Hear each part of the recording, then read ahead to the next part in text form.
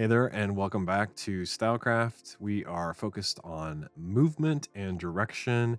And for this third video, I want to show you how you use movement and direction with the 3D camera. And this is where things get a lot more interesting.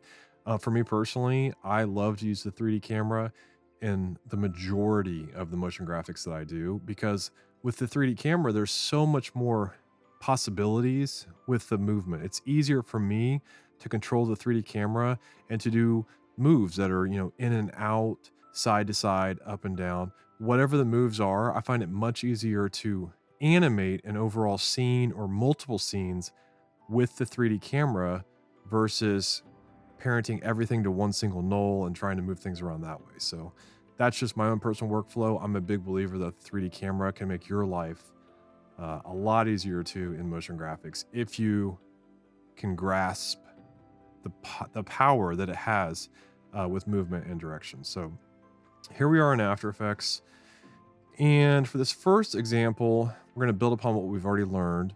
And I'm going to show you how to use nulls to make your motion more interesting. So the first thing I'm going to do is I'm going to add a 3D camera. It's going to be a one node camera, 35 millimeter. Doesn't really matter what. Click OK. You can see that immediately our image changed. If I undo that and then redo it, you can see that changes because what I have here are two layers, 3D layers in a composition. And this is the camera view, and this is the custom side view. There's my camera. There's the back layer. It's just masked out this circular illustration, and then the circular illustration has a mask added to it, and it's pulled forward in Z space by negative 300 pixels, and the one in the back is 1,000 pixels pushed back on Z. So just so you understand that these are two layers in 3D space with a camera. So if I was to move the camera around with my orbit tool, you're going to see that here. You can really see the 3D layers. So undo that. And so we've got our camera. I'm going to move it to the front. And this black layer is just a solid background layer. So I'll lock these layers. Here's my 3D camera. And we can add a null, just like we did on the previous examples. Make that null 3D. And I can parent my camera to that null. And by doing this, now I can set a keyframe for the Y rotation, for example. Go to the end of my timeline here at 3 seconds. And let's say I set another keyframe, 1 rotation.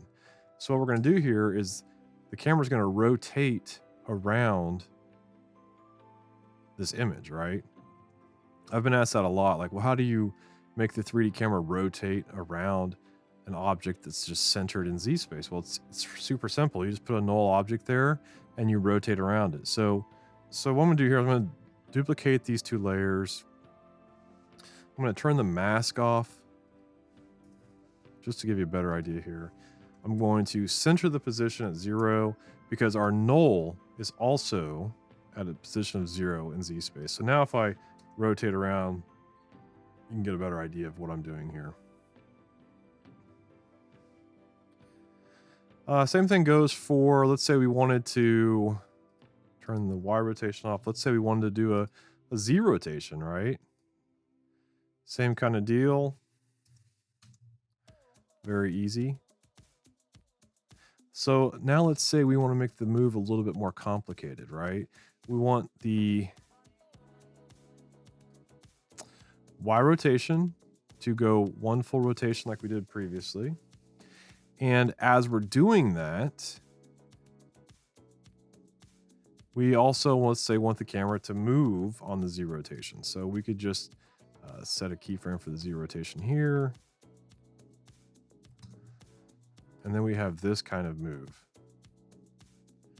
right? So just very simple examples of how we can use nulls with a 3D camera to make more complicated moves in 3D space. There's a lot more we could do with that. In fact, I have a video up on YouTube, how to make a spiral path with a 3D camera. Someone asked me that, maybe like a year ago, and I made a video about that. So if you want to check out motion science on YouTube, you'll see a video there about how to use nulls to make 3D cameras do more complicated moves. So that's the first example.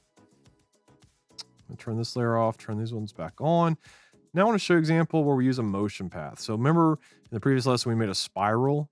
Here's that same spiral. I'm going to edit, copy, jump back in After Effects, open up my position. I'm going to go edit, paste. And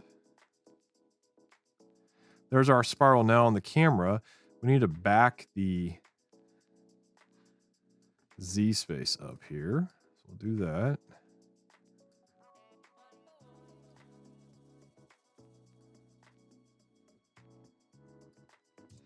And what we've got here is a very simple spiral with a 3D camera. So just like motion paths can be pasted on objects, shape layers, text, that kind of thing, it can also be pasted on the position layer of a 3D camera.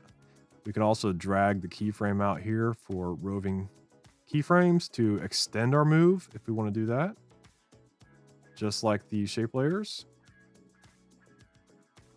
So you get the idea there. And let me delete that and let me reset this. Just like I showed you with motion sketching, we can do the same thing here. The only thing we need to do here is we need to add a null object. So we'll add the null object. We'll make it 3D. And we'll back up to 0. And for this example, I'm going to go ahead and extend my timeline. Go back to motion sketch. We're going to capture at, let's say, 50% speed. Well, let's do a 2 on smoothing. And what I'm going to replicate here is kind of like a handheld look. Okay, so we'll hit start capture. That's right. So you saw so we hit start capture. You see an error here, cannot motion sketch 3D layers. That's okay. So we'll click OK. We'll turn off the 3D layer. Go back to start capture, and I'll show you why in just a minute. So here we go. We're capturing. I'm doing like a little handheld look here. So the movement's going to be pretty subtle unless we hit like a bump. Oh, we hit a bump there. And we're smoothing back out again. Yeah, pretty close. Yep, looks nice. Nice handheld look. Okay. Now what we're going to do is we're going to parent our camera to the null object. And we are going to preview this.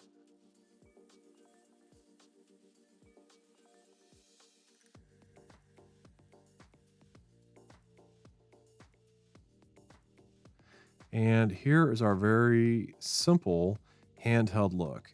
Okay, so if we want to do the opposite now, we want to create like a really smooth handheld look.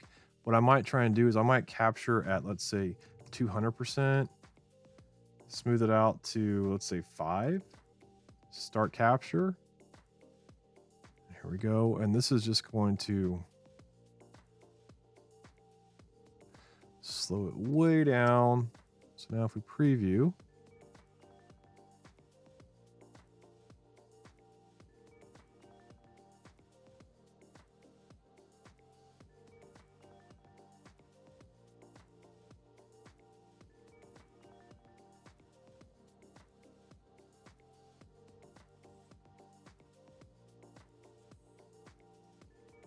so what I would do now is I'd probably delete a few of these keyframes.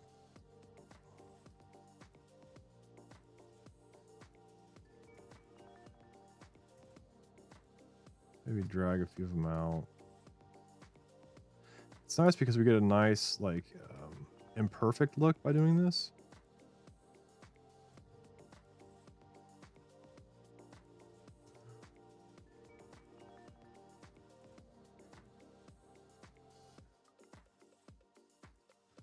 Maybe even a few more.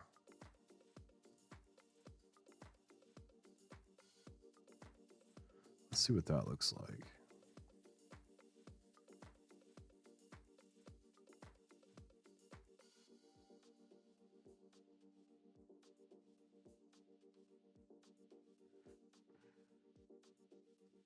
Yeah, now to get rid of that jitter, we'll just go easy ease.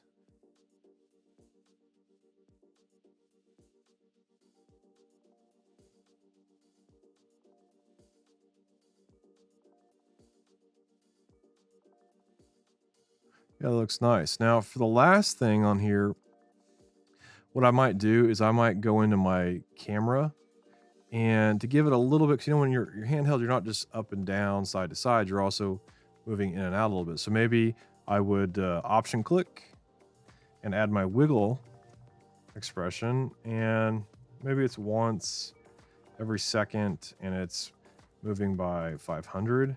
This is gonna be trial and error here. It might be too, yeah, that's too much. Maybe 200.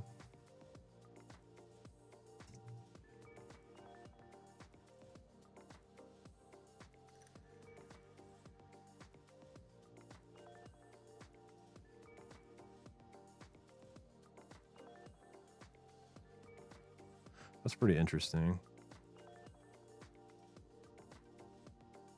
It's a nice imperfect camera move, right? Handheld or kind of shaky, but also smoothed out at the same time. So pretty interesting stuff here. And then while we're doing this, I want to show you another little trick with expressions, because I know a few of you have asked about expressions. So I'm going to hit return, make a new line here. I'm going to add another expression here called posterize time, posterize, and then capital T I M E parentheses. And I'm going to enter a value for like a frame rate. So let's just try 12, frame rate of 12. Enter on my numeric keypad. And this is going to make it look a little bit more jittery, which sometimes can have a pretty cool effect.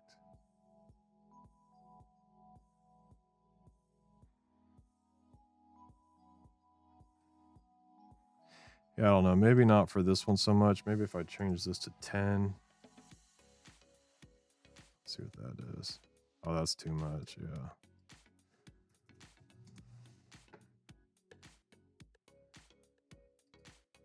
I'll change it back to 1, and we'll change the posterize time to, let's say, 18.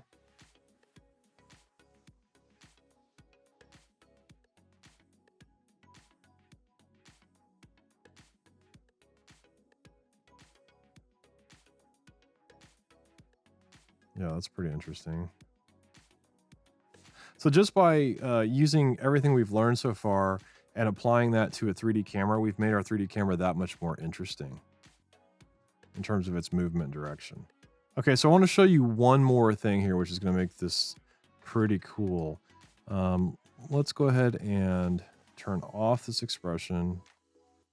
Let's reset this null. Let's make it 3D again, but let's reset it. And let's also set that back to there. Okay, so now we've got our null, our camera, and our layers of 3D here, right? So in the previous week, we talked about Animation Composer. We also talked a little bit about it this week with the anchor point. But I want to jump back into Animation Composer again, and I want to show you the power of Animation Composer based upon what we've just, worked with. So you have to buy this pack, 3D motion presets. It does come with a few of them in the free version, but I went ahead and purchased it a long time ago. I've used it extensively for some of my 2.5D work in After Effects, but under 3D layer transformations here, we've got different ways to move things around. And under position, I found this one that's kind of interesting. There's one called overshoot, and you can see it here. Moves in, overshoots slightly, and comes back, right? And then there's one here, it's a little more extreme, and here's one that's kind of in the middle. So maybe we'll do this one in the middle here. And maybe we'll make it come from the bottom. Okay, so right now you're just seeing it move up on the y-axis. There's no Z movement, but let me show you the power of this with the 3D camera. So what we'll do is we'll select our null. Our camera's parented to our null, like it was. We'll select our null. We'll select the bottom 3D layer transformation, and we'll hit apply. And then we're going to go back to our timeline here. We're going to set the end of our timeline to 312-ish. And we can already see, if I preview this, what's going on. All right, it's already kind of interesting to see when it comes in. You can see that bounce, and you can see the 2.5D, the layers moving little bit separately there. So what happens here is if I go up here to my controls, you can see that there's the X is at 0, the Y is at 900, and the Z is at 0. So if I change this to, let's say, negative 2000, so now it's way back in Z space. Mess with the Y. I'm going to take it up so it's off camera. Also going to extend this slightly. And look how much more interesting that motion is.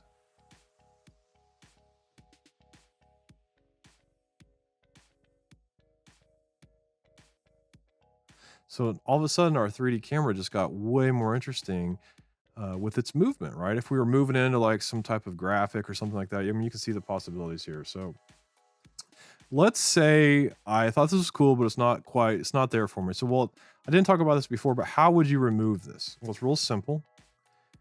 You could just go in here and you say, I want to remove the preset.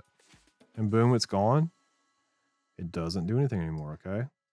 Let me show you another one here. Let's see. Where's another good one? Well, let's go back into that one. Let's just do the first overshoot, and let's do it from the top. This is a little less of an overshoot, a little more subtle, which I tend to lean towards the more subtle effects, and I'm pretty sure a lot of motion graphic artists that more subtle is better. It doesn't have to be, when we're doing like an overshoot effect, it doesn't have to be some extreme overshoot where it flies in and bounces way back and flies in and bounce, subtle always works. The more subtle something is, and the less that the person's eye like notices that as an overshoot, the better that you've done your job. Okay, so let's see how this one looks. So maybe on this one, maybe we make the camera start in tight and then shoot back. So we could do something like so. Yeah, that's pretty cool. Back this up just a little bit here. Yeah, I like that.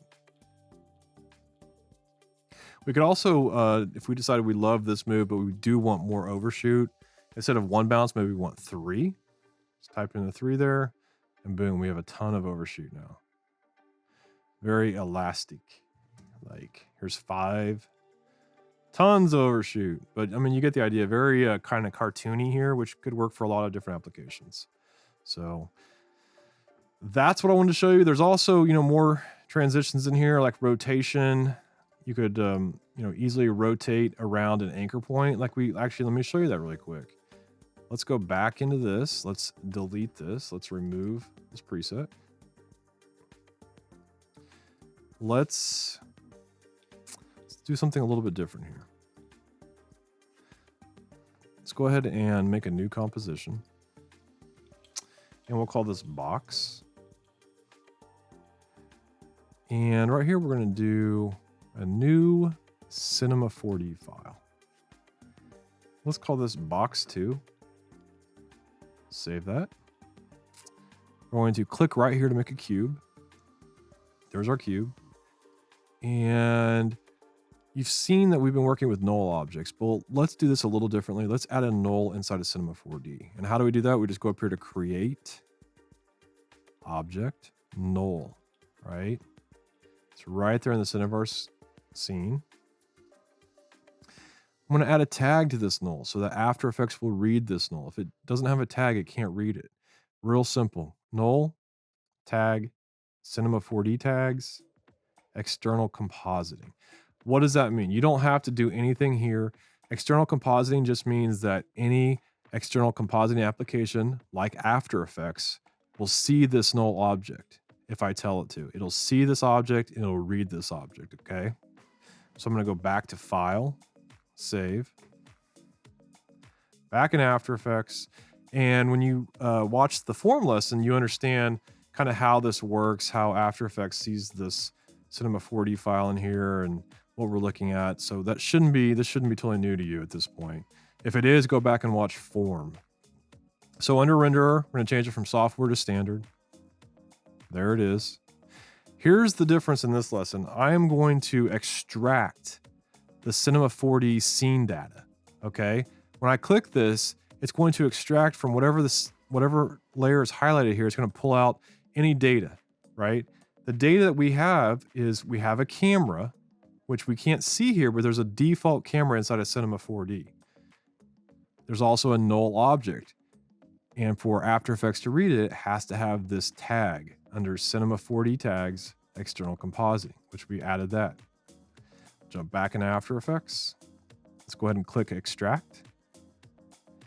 And there you go. There's our null object. And there's our camera.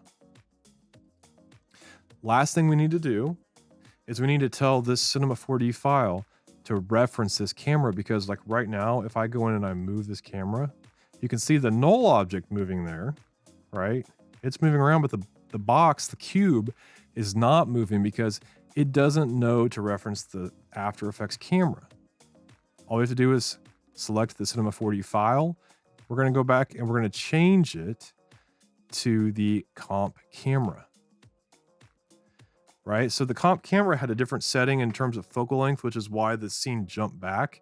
Super simple just to get back into that similar distance we were at by just hitting C on the keyboard, going through my camera tools here, and zooming in. All right, so there we are, pretty much back to where we were. Now, I want to show you this trick based upon how we had the flat layer before in this file. I'm sorry if I'm jumping around here. I just have a lot to show you guys. But remember when we rotated around this layer with the null object? The camera was parented to the null object. We rotated around. We're going to do that here, but with the Cinema 4D file in After Effects. So we're going to parent this camera to this null. And to this null, we're going to apply Animation Composer. So let's just find something. Ease rotate around the anchor point. Maybe let's do another overshoot again. That one's kind of cool. And we'll do it from, we'll do this one from the left, okay? So null object selected. We're gonna go from the left, we're gonna hit apply. And you can see now our camera is flying around the cube from a center point. Takes a little bit longer to render this preview. There we go. And it's super quick. It's rotating around very quickly. Actually slow that down just slightly. And let's actually turn the number of bounces down to 2. And the angle down to like maybe -60. I'm going to go ahead and go to half res here, so you can see this quicker. 2 bounces and done.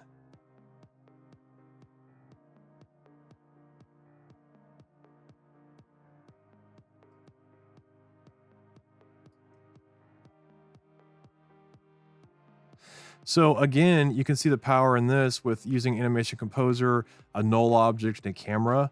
We have a ton of control over how things move in the directions inside of After Effects with our motion graphics. And in this case, a full 3D layer, or in the previous case, a 2.5D layer. So that wraps up our lesson on movement and direction in this 2-part series.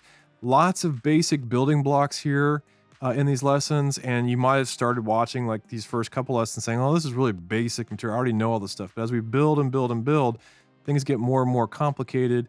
And you can see the power of utilizing these different building blocks on top of one another to build more complex movement and direction inside of motion graphics. So that's what I've got for you today.